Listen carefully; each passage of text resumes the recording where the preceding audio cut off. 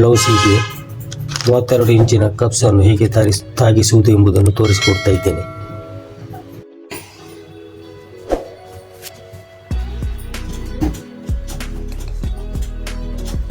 ಇದು centre point. ಹೀಗೆ ಕರೆಕ್ಟಾಗಿ ತಾಗಿಸಿದರೆ ಹೀಗೆ ಕರೆಕ್ಟಾಗಿ ಕೂರ್ತದೆ. ನೀವು ಹೀಗೆ ಇಟ್ಟುಕೊಂಡು ನೋಡಿ, ಈ ಬದಿಯಿಂದ ಒಂದು 3/4 ಇಂಚಿನಷ್ಟು ಬಿಟ್ಟು ತಾಗಿಸಿ. ಇಲ್ಲಿಗೆ ಒಂದು ಮಾರ್ಕನ್ನು ಹಾಕಿಕೊಳ್ಳಿ. ಇದಕ್ಕೆ ಅಂದಾಜು ಮಾರ್ಕು.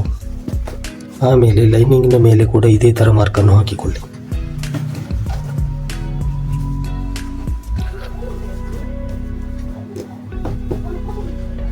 ಈ ವಿಡಿಯೋ ಹೊಸದಾಗಿ ಕಲಿಯುವವರಿಗಾಗಿ ನೋಡಿ. ಒಂದು ಲೈನಿಂಗನ್ನು ಮೊದಲೇ ಇದಕ್ಕೆ ಅಟ್ಯಾಚ್ ಮಾಡಿಕೊಂಡಿದ್ದೇನೆ. ಇವಾಗ ಇನ್ನೊಂದು ಲೈನಿಂಗ್ ಪೀಸನ್ನು ಇದರ ಮೇಲೆ ಇಡುವ ಮೊದಲು ಇದಕ್ಕೆ ಕಪ್ಸನ್ನು ತಾಗಿಸಿಕೊಳ್ಳಬೇಕು. ಈ ರೀತಿ ಬರುವುದಾದರೆ ಈ ರೀತಿ ಇಟ್ಟುಕೊಂಡು ಹೀಗೆ ಇಲ್ಲಿಂದ ಮಾರ್ಕನ್ನು ಮೊದಲೇ ಹೇಳಿದ ಹಾಗೆ ನಾನು ಇಲ್ಲಿಂದ 3/4 ಇಂಚು ಬಿಟ್ಟು ಒಂದು ಅಂದಾಜು ಮಾರ್ಕು ನಮಗೆ ಬೇಕಾಗುತ್ತದೆ. ಈ ಥರ ಇವಾಗ ಇದಕ್ಕೆ ಸ್ಟಿಚ್ ಮಾಡಿಕೊಳ್ಳಬೇಕು.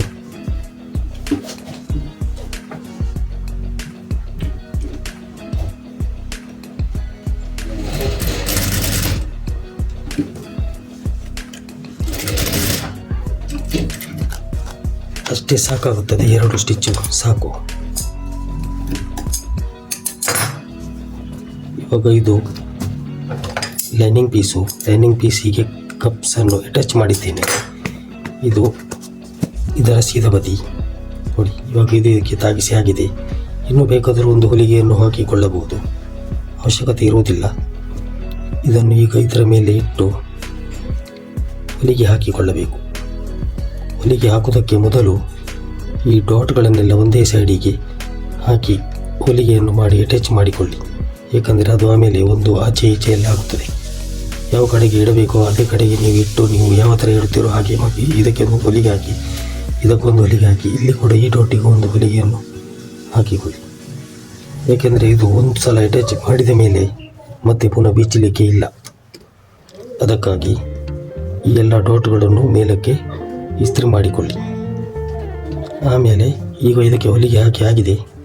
ಇದರ ಮೇಲೆ ಇಟ್ಟು ಇದಕ್ಕೆ ಅಟ್ಯಾಚ್ ಮಾಡೋದು.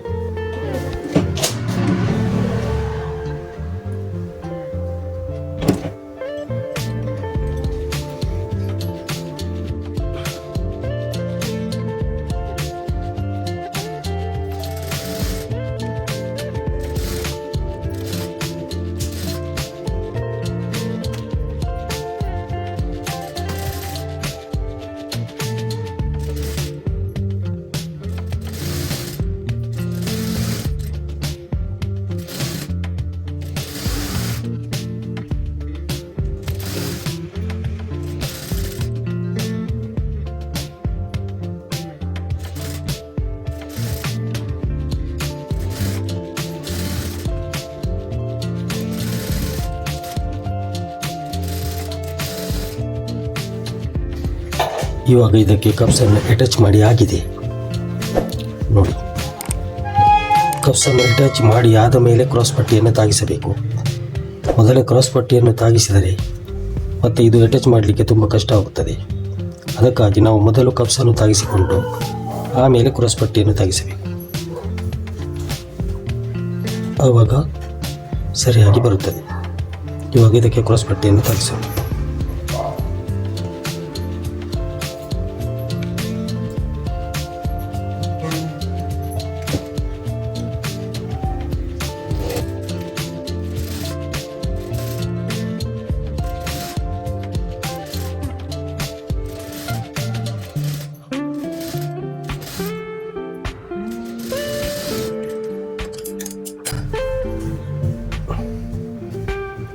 ಇವಾಗ ಕ್ರಾಸ್ ಪಟ್ಟಿ ತಾಗಿಸಿ ಆಗಿದೆ.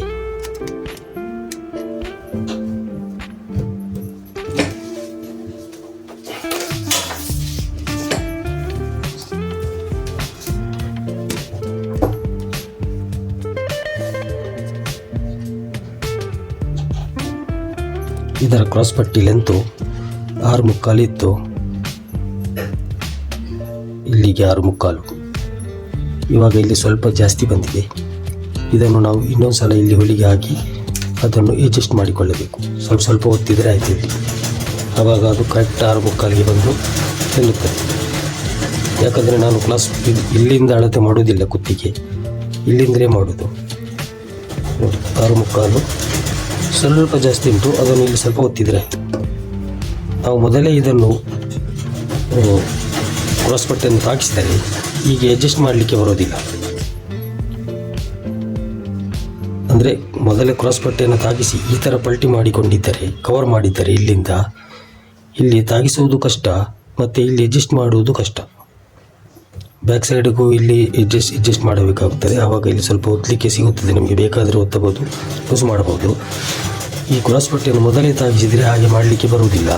ಅದಕ್ಕಾಗಿ ಕ್ರಾಸ್ ಪಟ್ಟಿಯನ್ನು ನಂತರ ತಾಗಿಸಿಕೊಳ್ಳುವುದು ಒಳ್ಳೆಯದು. ಕಪ್ಸನ್ನು ಕೂರಿಸಿದ ಮೇಲೆ ಕ್ರಾಸ್ ಪಟ್ಟಿಯನ್ನು ತಾಗಿಸುವುದು ಒಳ್ಳೆಯದು.